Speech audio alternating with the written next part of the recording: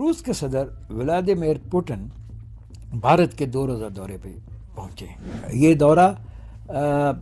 دونوں ممالک کے درمیان سیاسی، سماجی اور اقتصادی تعلقات میں بڑھاوا دینے کے لیے کیا جا رہا ہے، لیکن یہ یہاں پہ ذہن میں رکھیے گا کہ یہ کوئی اس طرح کا اسٹیٹ وزٹ نہیں ہے جو بائیلیٹرل اسٹیٹ وزٹس ہوتے ہیں، یا جو آؤٹ آف دا بلو کوئی پلان کر کے ملا جاتا ہے۔ یہ ایکچولی جو روسی صدر کا دورہ بھارت ہے، یہ 23ویں سالانہ سمٹ سربراہ اجلاس انڈو رشیا کونسل کا جو ہے اس کا حصہ ہے، اور یہ کئی سالوں سے، یعنی کم از کم 23 سال سے تو یہ چل رہا ہے، بیچ میں کچھ سال نہیں بھی ہوا، تو اس سلسلے میں یہ دورہ اس کڑی کا حصہ ہے، کوئی ایکسکلوسیو انڈیا کے لیے دورہ نہیں ہے۔ ہاں، انڈیا جو ہے وہ اس کو بہت گلوریفائی کر کے، انڈین میڈیا اور انڈین گورنمنٹ اس کو بہت گلوریفائی کر کے دنیا کو دکھا رہے ہیں۔ غالباً وہ ڈونلڈ ٹرمپ اور یو ایس ایڈمنسٹریشن کو کچھ چڑھانا چاہ رہے ہیں اس دورے کو اتنا گلوریفائڈ دکھا کے، اور ان کا بنتا بھی ہے۔ جس طرح کی سینکشنز ہیں ڈونلڈ ٹرمپ نے لگائی ہیں، اور جس طرح یو ایس ایڈمنسٹریشن کا سارا ٹرسٹ ختم ہوا ہے انڈیا پر سے، انڈیا کے ڈیفنس میکنزم سے، ان کے انٹیلیجنس میکنزم سے، اور جس طرح پہلے بھی ڈونلڈ ٹرمپ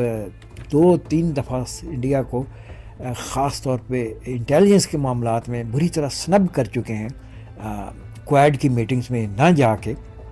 اس سے اس سبکی کو مٹانے کے لیے انڈین گورنمنٹ یا انڈین میڈیا کا بنتا بھی ہے اس دورے کو زیادہ گلوریفائی کر کے دکھانا۔ اس کے اوپر کیا کیا ہونے جا رہا ہے یہ تو ہم آپ کو بتاتے رہیں گے، اور کیا کیا اس سے اچیو کرے گا انڈیا اور کیا اچیو کرے گا رشیا۔ رشیا کے پاس سے زیادہ کچھ اچیو کرنے کے لیے نہیں ہے، سوائے اس کے کہ یوکرین کے ساتھ جنگ میں جو وہ پوری طرح ڈپلومیٹک کرٹیسزم میں گھرا ہوا ہے، یا کہہ سکتے ہیں کسی حد تک ڈپلومیٹک آئسولیشن کا شکار ہوا جا رہا ہے، اس میں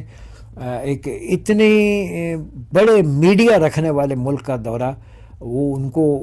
اپنی امیج بلڈنگ کے لیے سوٹ کرتا ہے، جہاں پہ چاہے جھوٹ ہی بولتے ہوں لیکن چینل تو بہت سارے ہیں نا، اخبارات تو بہت سارے ہیں، تو اس سے بڑی ایک انٹرنیشنل کوریج، پازیٹیو کوریج،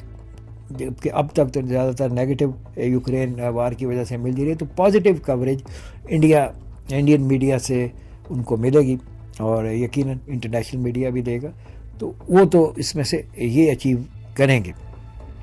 لیکن یہ سارے دورہ کرتے وقت انڈیا کے ذہن میں یہ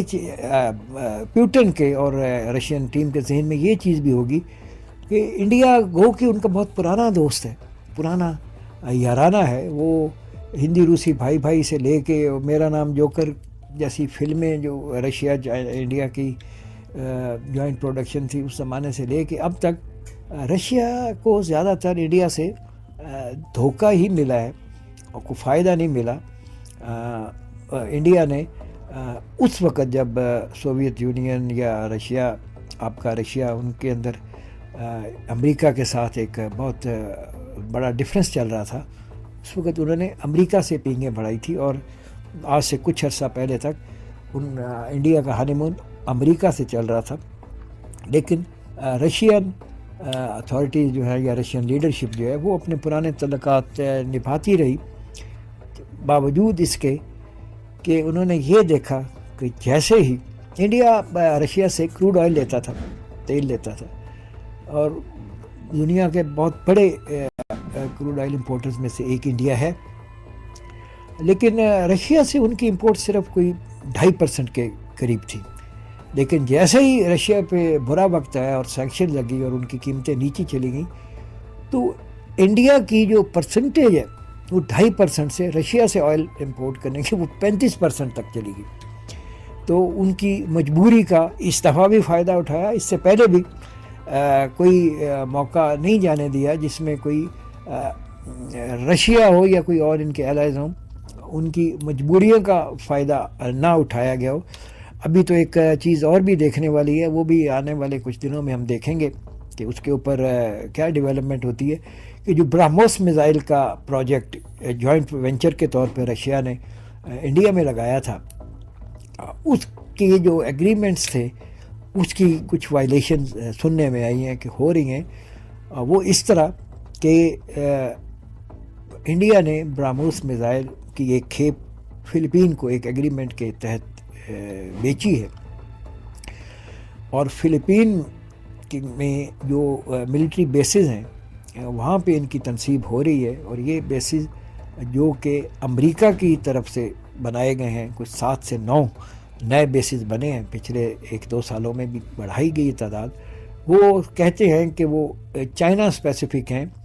اور PLA نیوی کی جو چائنیز نیوی کی جو patrolling boat south China Sea کے اندر یا اور علاقے کے پانیوں میں ہوتی ہیں، ان کو ٹارگٹ کرنے کے لیے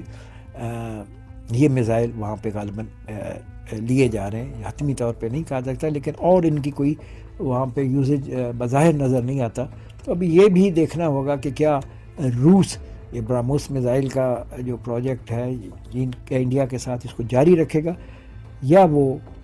اس کے اوپر بھی اپنے تحفظات اٹھائے گا کہ چین جو ان کا ایک بہت قریبی دوست اور اسٹریٹجک پارٹنر ہے، اس کے خلاف رشین ٹیکنالوجی کا بنایا ہوا کوئی اسلحہ وہ استعمال کرنے کی اجازت دیں گے یا اس کی فروخت کی اجازت دیں گے کسی تھرڈ پارٹی کو. تو ان سب چیزوں کے بیچ میں ایک اور میجر ڈیولپمنٹ ہوئی ہے کہ کچھ 2 دن پہلے، بلکہ نہیں 2 ہی دن پہلے، جو نئی دلی میں تعینات امبیسڈر ہیں فرانس کے، جرمنی کے اور UK کے، انہوں نے ایک جوائنٹ لیٹر لکھا جو گودی میڈیا، انڈیا کے تمام میجر نیوز پیپر، آبویسلی وہ سارے میجر نیوز پیپر گورنمنٹ کی آشیرواد یا گورنمنٹ کی ناراضگی لے کے کوئی چیز نہیں چھاپتے، آشیرواد کے بغیر کوئی چیز نہیں چھاپتے. انہوں نے یہ نمایاں طور پہ چھاپا، اور